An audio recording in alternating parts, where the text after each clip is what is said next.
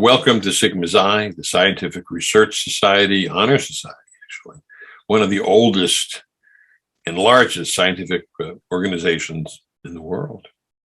We were established in 1886. There's over 200 Nobelists that were members. It's a distinct pleasure to welcome all of you to this speakers series on leadership, particularly salient at this time. Our speaker today is an extraordinary individual, Ambassador James Jeffrey, whose most recent positions were as United States Special Envoy to the Coalition to Defeat ISIS and a Special Representative for Syria. Prior to these appointments, he actually was Ambassador to Turkey and Ambassador to Iraq, and he served in the White House as Deputy National Security Advisor. Ambassador Jeffrey is currently chair of the Middle Eastern program at the Wilson Center.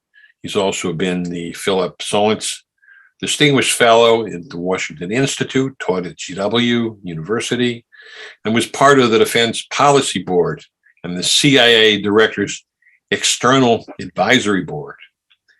In 2010, Ambassador Jeffrey was appointed to the highest rank in the Foreign Service, Career Ambassador. In view of the recent developments in the Middle East, Ambassador Jeffrey will take a number of questions at the end from our virtual audience, and you can email the questions to questions@leadershipsymposia.org. That's questions@leadershipsymposia.org. Ambassador Jeffries, the floor is yours. Thank you very much, Professor Schwartz. I would like to thank you and Sigma Xi for giving me the opportunity to talk. I know that we have an audience from America, and one of my jobs as a Foreign Service officer and now retired, but still very active in international affairs, is to reach out to Americans. We cannot have a foreign policy without the support of the American people. I also know that you probably have some people from around the world who are associated with Sigma Xi or your programs on, and I welcome them as well. We're all in this together. It's one world, whether we're facing climate problems, whether we're facing COVID, or whether we're facing the Chinese, or whether we're facing some of the problems I'm going to raise tonight.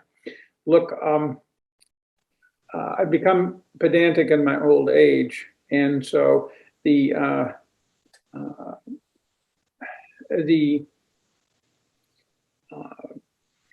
shores are overflooded with ideas about foreign policy out of the rather narrow channel we used to deal in back in the far distant times of Clinton, of Bush 41, of Reagan and such.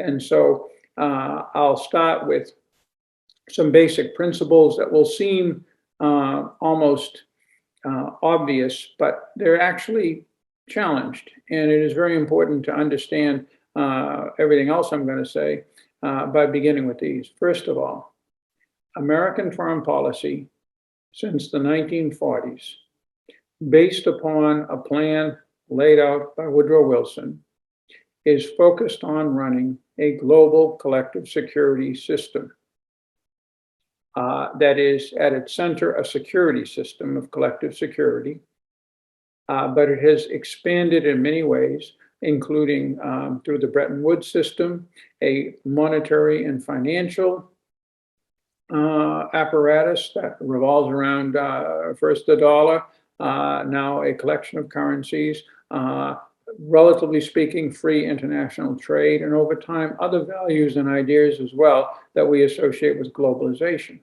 That's the first point. That is our core mission that many presidents have embraced, even Donald Trump with some asterisks and hesitations. Secondly, the reason we have done this is because wise Americans from the 1920s to the 1940s saw what the world was like from 1914 to 1945. And they took a solemn oath that we would never return to that, with the huge dangers to the American people and everybody else in the world. And all in all, this is the third point, this collective security system has worked. We have been spared a major war. most of the world, most of the time, despite what you see on TV, I've been out there ever since 1970, has been spared horrific war.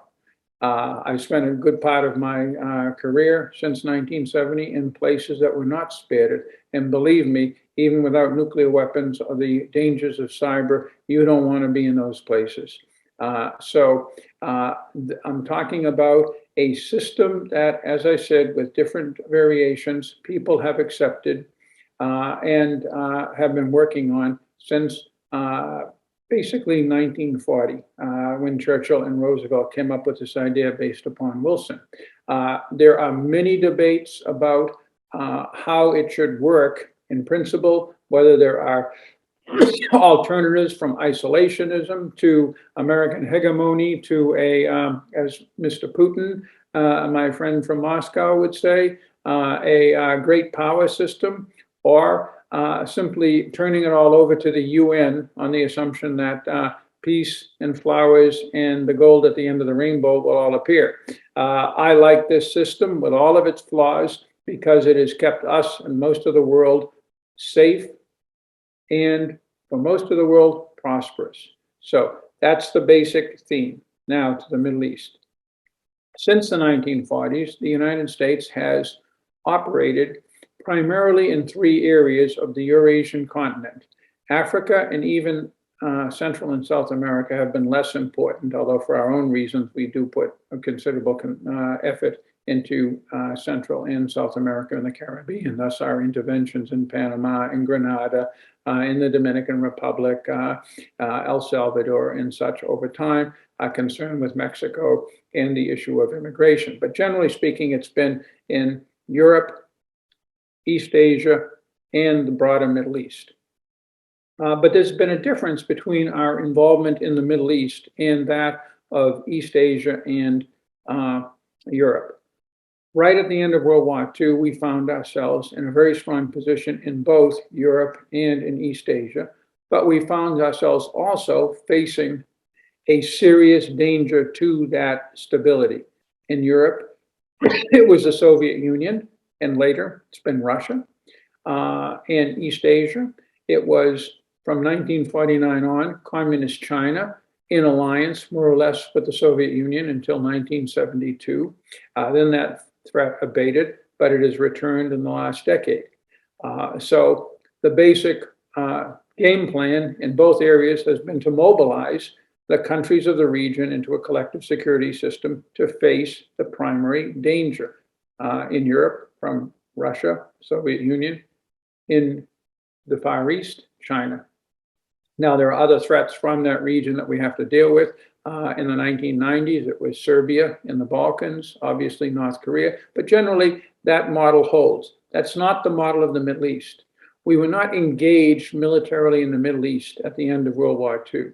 We slowly got into that region for several reasons. The British were in charge in the region from their colonial period from 1945 on, but for various reasons eventually faded. Meanwhile, the Soviet Union pushed in from the north. So we were engaged primarily in the northern tier with Pakistan, Iran during the time of the Shah, Turkey, Greece, as a shield to keep the Soviet Union from the warm ports that Moscow had been looking for since the 17th century. And that worked pretty well. But meanwhile, to the south, we had a very volatile, messy situation in the Arab world. And that still is a messy situation with numerous threats. These threats gradually pulled us in part because of our growing relationship with Israel, in part because the fading of the British, in part because of the threat of terror. We have basic interests in the Middle East. There are four. First of all, there is the flow of hydrocarbons. The Middle East produces about 30% of the world's hydrocarbons, and by and large, it's the swing producer. It, in general, and Saudi Arabia in particular, determine the price of what you pump every day at the gas station, unless you're driving an electric vehicle. But even then, the electricity that you use to some degree is dependent upon hydrocarbons, natural gas, but still it's hydrocarbons. And secondly, weapons of mass destruction.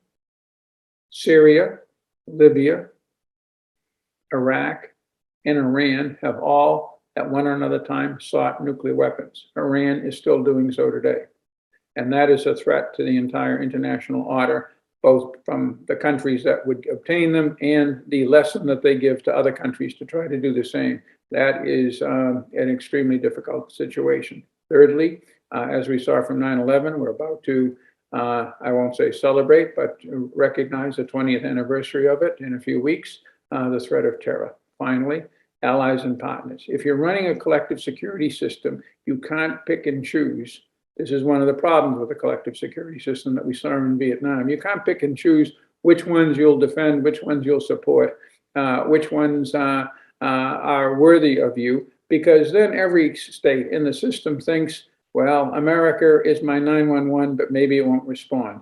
Now that can lead to the fear is a domino theory, that one country after another will no longer be part of Team America because Team America doesn't produce. This, by the way, is the biggest risk of the Afghanistan decision, which in general I support, but we can get into what I disagree with, which is certainly the execution that we're seeing before our eyes on TV. So the Middle East has seen us beginning in 1973, when I was a captain, put on nuclear alert, or just short of nuclear alert, because of the conflict that we thought we would have with the Russians during the Yom Kippur War, after Israel, with American logistical support, defeated the Egyptian army, allied with the Soviet Union, and the Soviets mobilized their airborne forces. We were mobilized as well, and that forced the Russians to back down. From that point on, America got very engaged in the region. That led to the peace treaties with Egypt, later with Jordan, with Israel. It led to the Oslo Accords with the Palestinians, but it also required us to respond repeatedly to threats from Iran after the Ayatollahs took over, the Soviets in Afghanistan, Saddam Hussein, the Iranians attacking tankers in the Gulf in 1988, and on and on. And it has been cycles of violence, our response, and then more violence, because the region is not stable.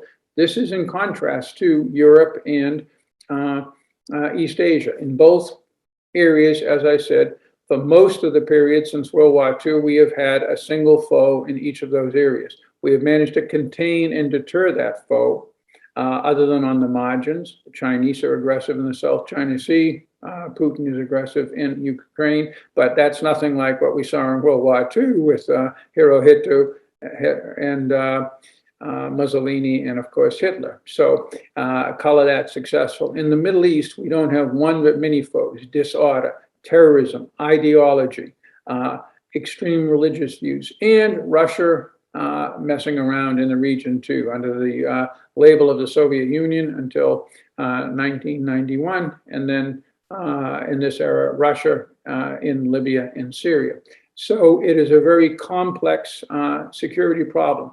Now, this is where it gets interesting.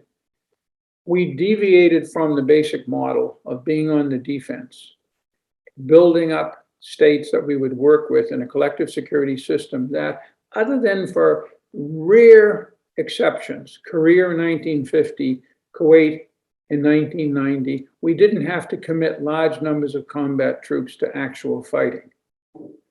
We changed that after 9/11. In the Bush administration, we decided that we'd had enough of the never-ending troubles of the Middle East. We were going to clean that place up. We were going to use our unlimited power, military, political, ideological, after the end of the Cold War, when we looked like we had won the world, to first, we did it in Iraq, and then we turned around and went back into Afghanistan to try to transform those countries into what one academic that I respect calls Denmark. It didn't work. And what we're seeing before our eyes right now is the ultimate failure. We smartened up, and this was under Bush in the later period of his administration with Iraq, and we agreed that we would eventually leave. And we didn't try to change the Iraqi system anymore. We realized that it was full of flaws, but it was good enough. We got the violence under control. We left in 2011. We wanted to keep troops on. President Obama half-heartedly supported that. I was his ambassador in Iraq, but the Iraqis didn't want it, and you have to listen to what the local people say. Then in 2014, when the Islamic State, an offshoot of Al-Qaeda, swept out of Syria and took down the Iraqi army as rapidly as the Taliban has taken down the Afghan army last week, we had to go back into Iraq, and we've fought a relatively successful campaign in Iraq and in Syria since then, with very low casualties, and compared to everything we've done before, a little conflict to defeat ISIS. And ISIS is basically contained in parts of Syria and in little islets in Iraq right now. So that is another success. But nonetheless, the region is not stable. Iran is pushing a hegemonic agenda to subvert internally Arab states. Lebanon, it's gone the furthest with. Syria, even though it has a strong local ally, President Assad, and it competes with the Russians, it's still trying to take over that country completely, which is still in the midst of a internal conflict. Iraq and Yemen. And it is extending its tentacles to other areas as well. Gaza with Hamas, Bahrain because of the large Shia Muslim population that looks to Tehran, not to Riyadh as the religious supporter. So that's what we're faced with in the region today. The problem is that because of the threat of China, and slowly but surely, the relative weakening of the United States, although our economy remains very, very resilient and our military remains unchallenged, there is a feeling that we should pivot, a shift from the Middle East to face China. China is a long-term threat. It's more economic and diplomatic than military, but there is a military angle both in the South China Sea and potentially with the statelet of Taiwan that we have to be very, very careful with. But again, this is a long-term problem. The Middle East creates short-term crises every week, as you see. We're now focused on Afghanistan, on the margins of the Middle East. A few weeks ago, it was, of course, Gaza, with thousands of missiles raining into Israel and Israeli response. And next week, it'll be another crisis. That's the way the Middle East goes. I wish I could say we had an answer to it. But trying to contain the situation actually worked well, again, from 1973 to 2003. Trying to fix the situation, clean up the region from 2003 on has not turned out well. That is, in a nutshell, where we are in the Middle East. We cannot get out of there, but we also cannot expose ourselves to too much people, too many people, too many resources going into that region. I can assure you, I know most of the senior people in the Biden administration. In the last 10 days, they haven't worried about China. They haven't worried about Russia. They haven't worried about the climate. They should be worrying about all three because each of them can really whack us. The Taliban cannot, but all they've been thinking about is the Taliban. That's the nature of the Middle East. So I'll stop there and take your questions.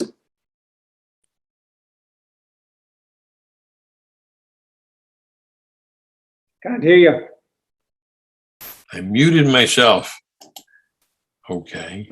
You've mentioned Yemen, and of course, I've been to Aden and Sana'a and Tayaz and met with actually Prime Minister Mohammed Bazendawa a few years ago. And a long time ago. Pardon? Long time ago. Yeah, well, about 8 years ago, I think. And you know, I'm in contact still. I'm afraid because of the time zone. They not, my friend in Aden is not on. But what do you perceive for the future of Yemen? I was just in Saudi Arabia.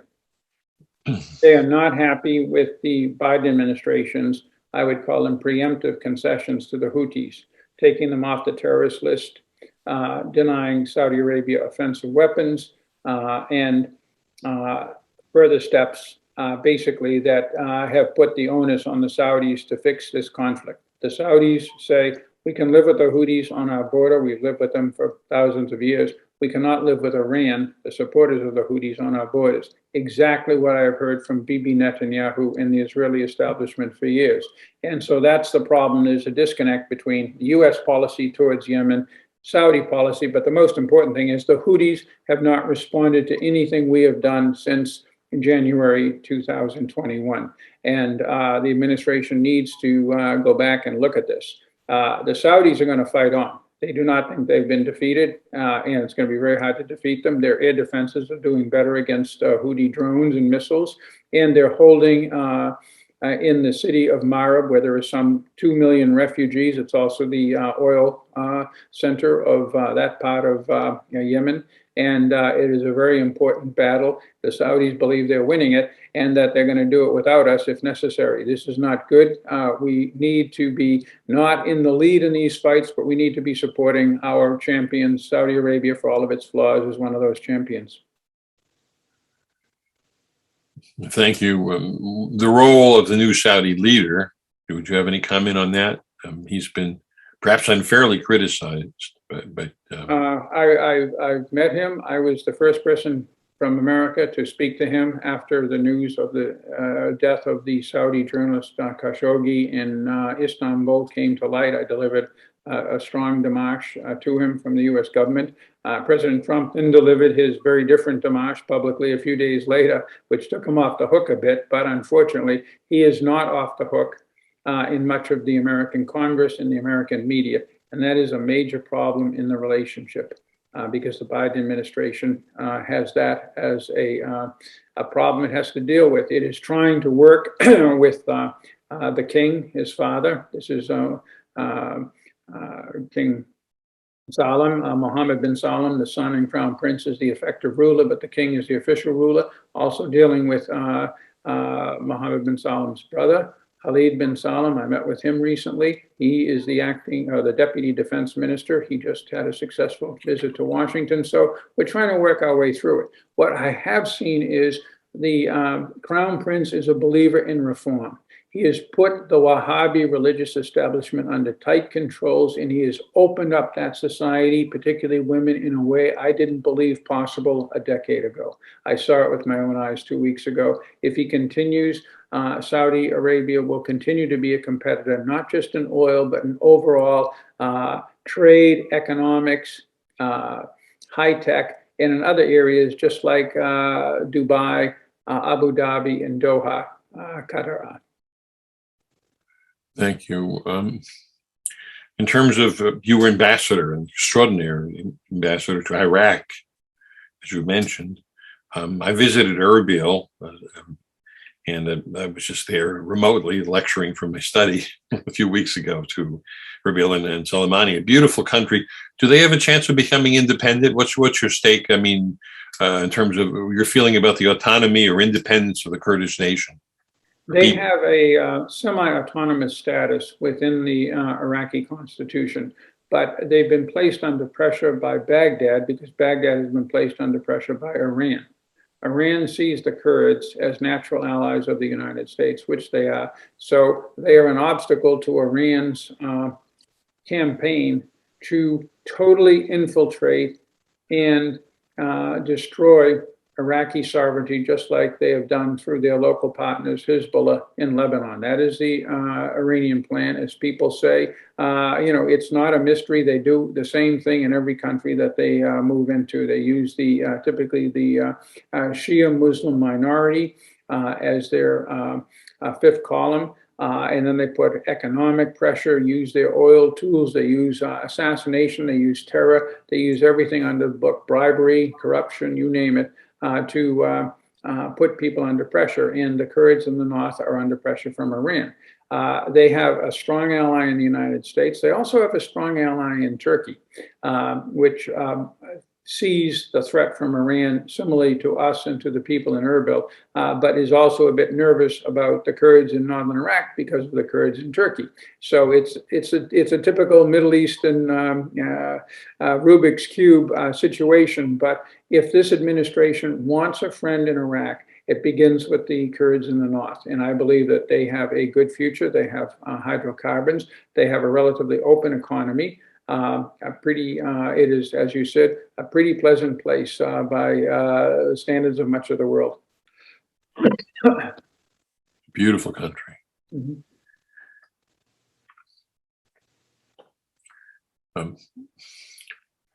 Do you have, what's your, first of all, what's your view now? I guess people want to know about Afghanistan. What's your projection for the Taliban?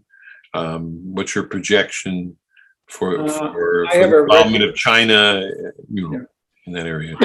I have a record of opposing the withdrawal of American troops every time that issue has come up, from Vietnam in 1972, particularly the Congress's pulling the plug in 1975, to Jimmy Carter pulling troops out of Korea. He was stopped. To Donald Trump pulling troops out of Syria. I was the responsible officer in the Trump administration for Syria, and I fought against that, and we managed to get that reversed twice. It wasn't easy. The one exception in all these years is pulling the troops out of Afghanistan. The truth is that we went into Afghanistan to destroy Al Qaeda.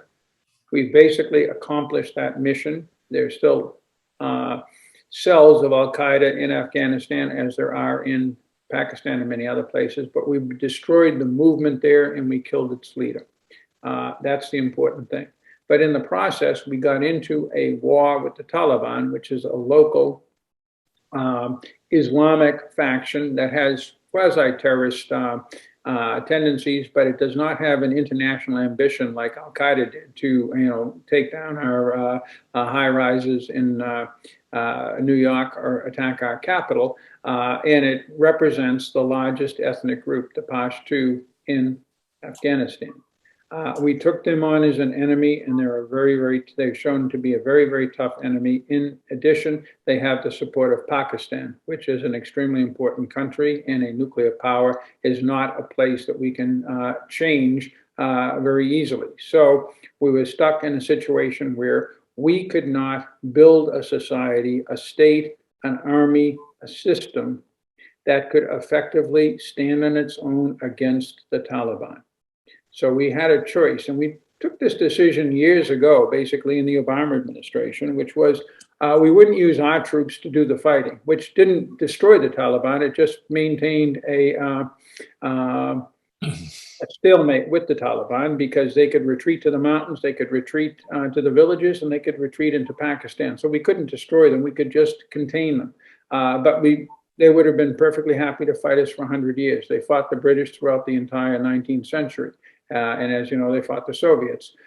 So our goal was to build up an effective state like we did in South Korea, and an effective army that could take on that job. What you've seen in the last few weeks is the failure of that policy.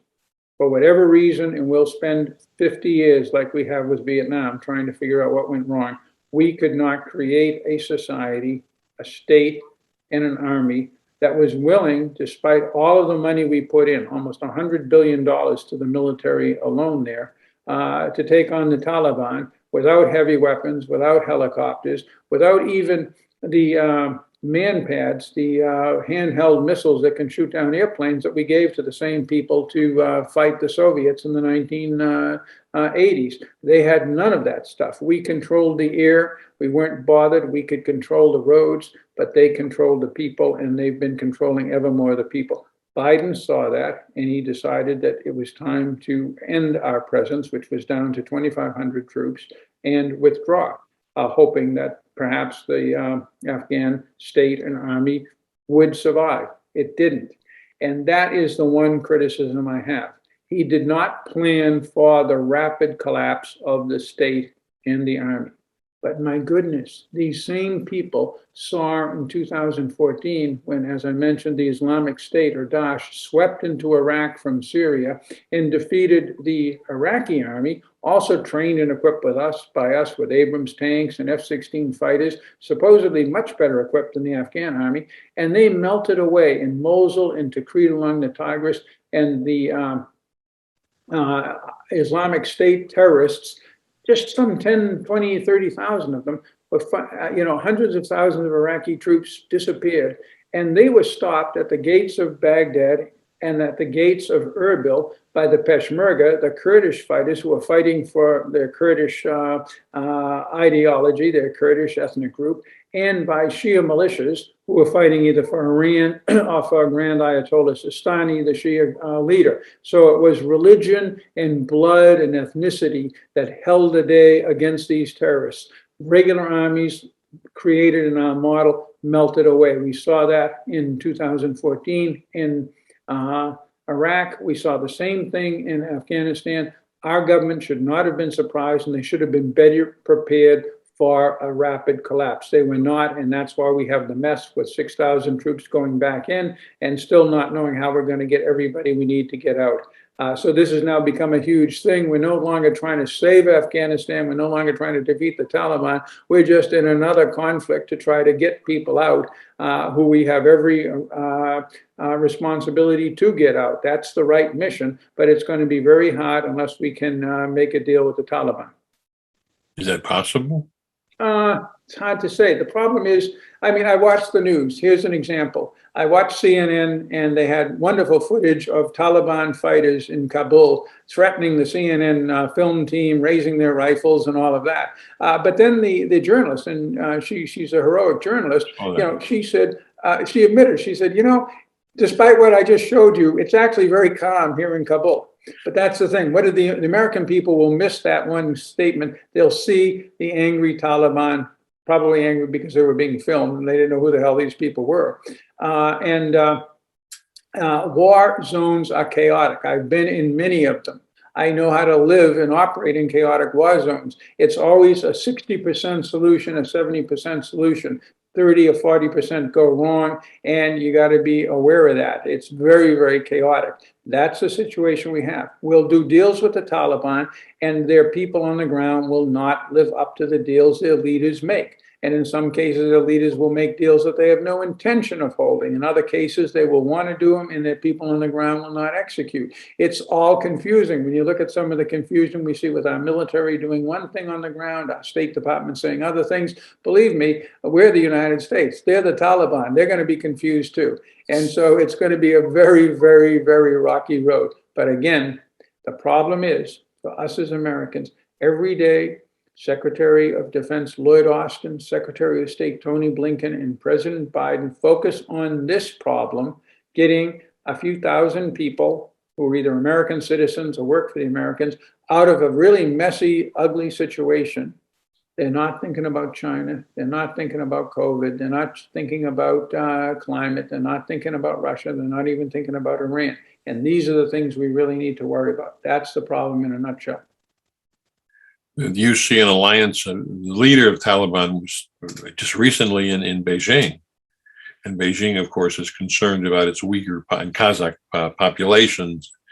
Do you see an alliance? Well, will Beijing now move in and make Afghanistan kind of a client state?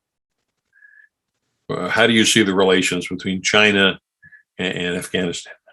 I have no real idea how that's going to play out, because basically Afghanistan will become a focus of struggle between, and long has been, between India and Pakistan, first of all, with Iranian involvement as well, Russian interest because of the Tajik, Uzbek states that Russia has great interest in right on Afghan's northern border, and China, which has a tiny little border with Afghanistan, but of course that's right smack in the middle of China's Belt and Road Initiative. So they'll all fight this thing out. The Taliban will be smart enough to play one side off against the other.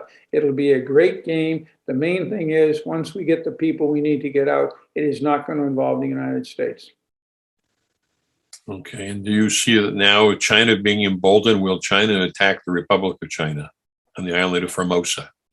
That's one of the things I worry. The reason that I normally don't like to see us withdraw from any conflict unless it is overwhelmingly going the wrong way, and I think Afghanistan was the one state that was going the wrong way, is it gives the wrong impression to everybody. Now, I was in Vietnam in '72. Nixon knew he couldn't maintain a ground presence there. that the American people had soured on it, even though he won the war, not the war, the election in 72. He knew that he won it in part because he promised the American people he would reduce forces. When he came in 1969, there were 500,000 of us. When I was there in 72, there were 50,000 of us. We were going down. But what he did, while withdrawing troops and doing deals with the North Vietnamese, was putting the B-52s over Hanoi when they got they got a little bit uppity with Nixon. So they had 2 weeks of bombing in the spring and then again over Christmas. He mined Haiphong Harbor, which we should have done in 1965. He made deals with the Soviet Union. He made deals with the Chinese.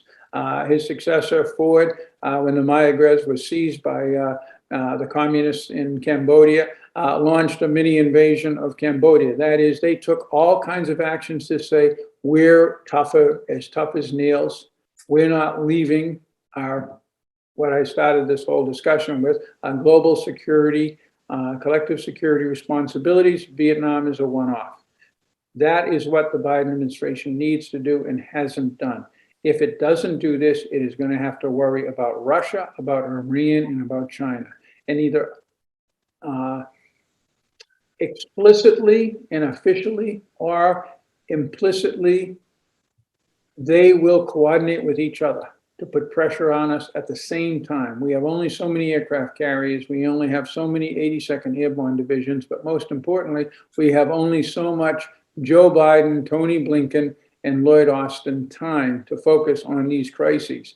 And they're going to exploit that. That's what I'm worried about. They need to toughen up very quickly. I'm recommending they do so in Syria and against Iran. They probably need to do a bit more on Taiwan. They're pretty good on the Ukraine, but they've taken some weak steps. They caved to the Germans on the gas pipeline from Russia to Germany, what's called Nord Stream 2. They've stopped sending the famous lethal missiles to Ukraine that Trump tried to blackmail the Ukrainian government to come up with dirt on Joe Biden for, but in the end, Trump sent them to him. These guys have stopped it. They need to stop doing this stuff. And they need to stop doing this stuff real quick, or people are going to read the wrong lessons into Afghanistan. I know Biden very well from my time in Iraq. He was basically my desk officer as vice president. He can be very tough, but he needs, and his administration needs to show, they need to show their teeth to a lot of people very quickly, or that's going to be the legacy of Afghanistan. I think we're all reassured that he was your desk officer and you have confidence in him, because we are in challenging times. Absolutely. I have confidence in him that he will do the right thing 9 times out of 10. My fear is we may be looking at the 10th time right now in Afghanistan, but it's more, not so much the bad execution of the withdrawal and the evacuation. With some luck, we can get this under control in a few days if the Taliban is willing to cooperate, and why shouldn't they? They don't want those people around, and they don't want us as an enemy. They know what it's like to be bombed by us for 20 years. What I'm afraid of is that people will draw the wrong lessons from this if the Biden administration doesn't show its teeth a bit more. I think, shall we conclude with that? I think that's showing teeth. Yeah, that's a good way to conclude. Yeah, it's great to have a peaceful, tranquil, globalized world of happy people trading with each other and international travel. But let me tell you, everybody, that's secured by hard men and hard women out there, a lot of them with American flags on their shoulders and guns in their hands. Sorry, but that's the way it is. So if you want peace, prepare for war. Exactly. Correct? Yes. That would be your summary to us. That's a Latin expression. Okay, so Ambassador Jeffries. Arabellum. Thank you very much. Shukran, or shukriya if you prefer, or all of them are good. In Turkish, Teşekkür. Shukr, yeah. It's all a variant of the Arabic shukran. Yes. So it's a pleasure. You're a great public servant. Thank gosh you've been in Washington. I hope you're continuing your important activities for world security and peace. Thank you very much. It needs all of us to stay engaged. Everybody listening tonight are doing the right thing, informing themselves, and then trying to form opinions and act on those opinions. That's how Americans work. Teşekkürler. Thank you. Thank you.